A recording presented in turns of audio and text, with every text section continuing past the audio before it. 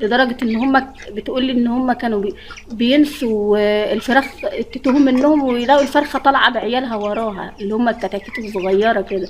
طبعا احنا ما عدناش بنشوف الحاجات دي طبعا. دي الخلطة اللي انا هبتدي ان انا اعملها النهاردة للفراخ.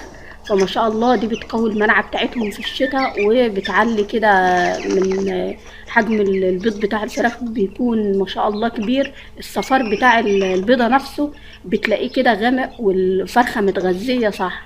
الخلطة ديت اللي انا عملتها وهنكمل برضو ايه موضوعنا، مش هنتوه من بعض يعني.